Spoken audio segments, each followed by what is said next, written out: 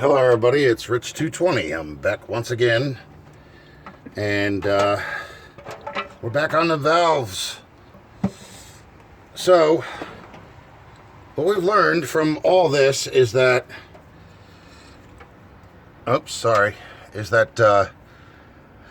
what you want to make sure is that the rocker arms are not clattering with the push rods. Okay, that's zero lash. Okay. And then once you get everything situated, in other words, you have to go from top dead center on number one, compression, okay? Not exhaust. So in other words, when the second rocker arm goes up and down, as soon as this one goes down, that's the compression stroke. That's top dead center, okay? So in other words, it has to be level with all the other ones, all right? That's top dead center. And what you're going to do is you're going to follow the firing order. See, mine says 1 8 4 3 6 5 7 2. So this is one. Okay, these two right here. This one's the exhaust stroke. This one's the compression stroke.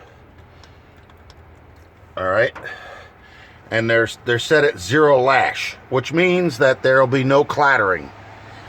And then when you set it to top dead center, you turn it like a half turn. Okay, that'll put a load on it. And you just follow the sequence of the firing order. So 1's over here, 8's over there. Okay, and that's how you do it. You just do an accession, one from one to the other. And you should have no clattering at all, and there'll be no bent rods, and you shouldn't have any more problems. That should be it for adjustments. There shouldn't be any more that has to be done.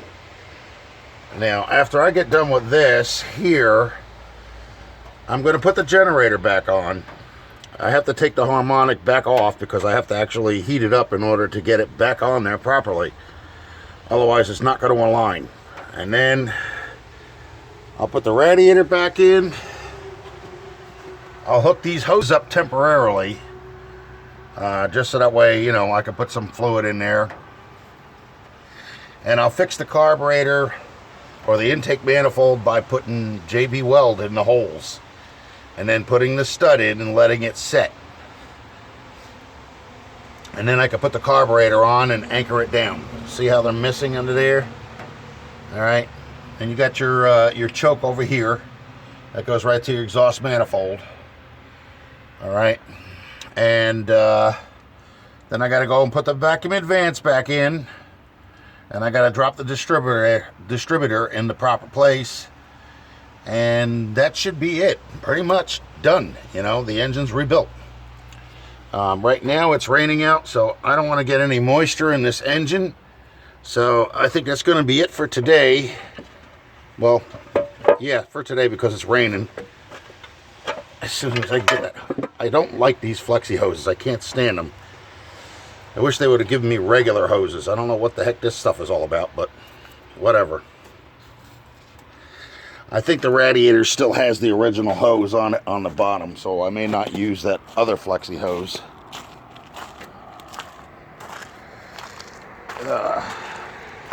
Let's see what we got here. Open this up. Yeah, when the weather breaks, we're going to repaint this again. I bought 20 cans of paint. Which what I'll do is I'll wind up dumping it in a gallon jug, and I'll get some hardener and reducer.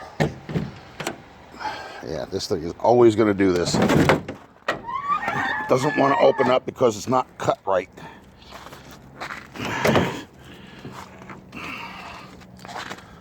All right, let me see here.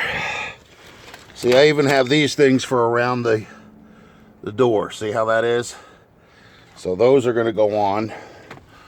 All right, let's see. I found a horn relay, but I have not found a pressure spring that goes underneath the horn ring. And then I got to run a wire from the battery to the relay switch, and another one going to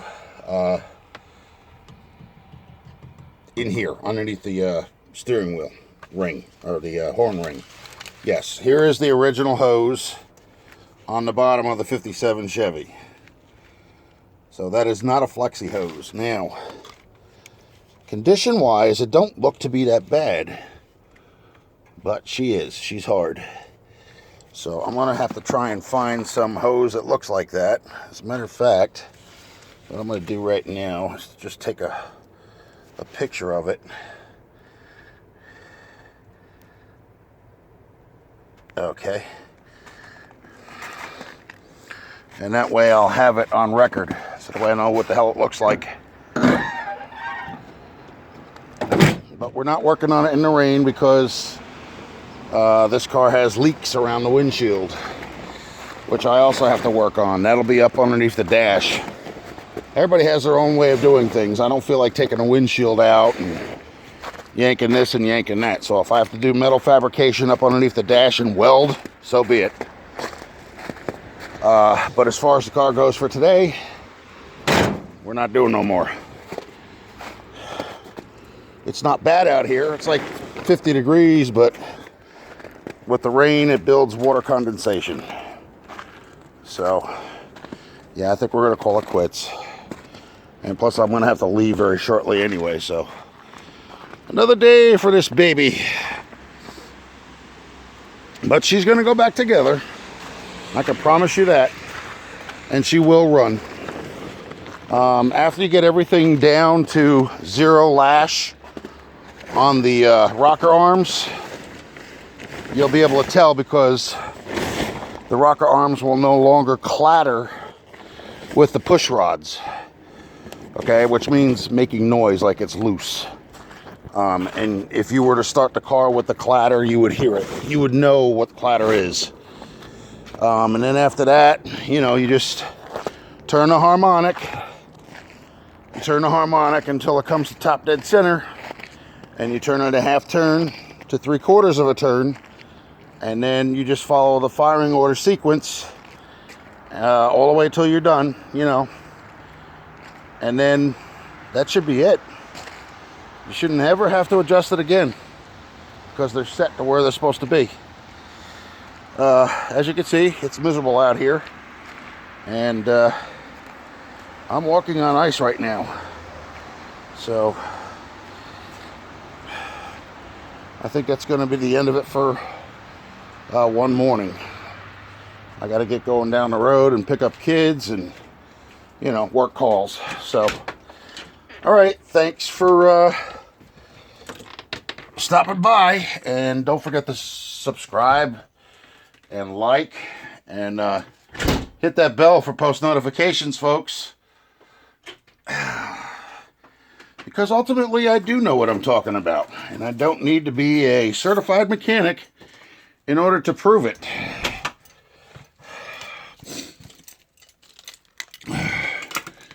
Inside the engine, you have an oil pump and a distributor. You have a crank on the bottom. Up top, you have a cam. And your lifters ride on your cam. Your push rods ride in the lifters to the rocker arms. The valves are connected to the rocker arm on the other end. And those valves go down when gas goes into the chamber where the pistons are and the rings are. And if the firing order's set right and everything is set at top dead center or whatever, and you fire it over and it's firing off at number 1, there's a combustion chamber. Your piston rings make a seal against a round cylinder. Okay? And what it does is every time they come up and there's gas in there, and you have a spark plug in there, it causes an explosion because you have electric current going from the battery to the coil to the distributor cap to the spark plugs. That's how that works. So I'm no stupid idiot when it comes to cars. All right, I hope you liked this video, and like I said, please like and subscribe and hit that bell for post notifications. I'm not done. Not done by a long shot. I've got reupholstering to do. I still got metal fabrication to do. And I have a new headliner that I got to put in. Well, I'm going to make one from scratch. I got to finish up those painted door panels and put fabric on them, plastic on the backs and everything else. And then I got to make some kickboards for underneath the dash, and maybe a little bit of dash work. I think there's a piece of metal rusted on the driver's side closest to the door below, so I'll probably have to cut that out and refabricate another piece of metal in there. Then I got to seal up underneath the windshield, whether it be seam sealer or metal, I don't know yet. We'll see. But in any event, car's far away from done, and I just want to get it running, so that's what I want y'all to see soon as I can. All right? All right. Have a good day. We'll see you again soon. Bye.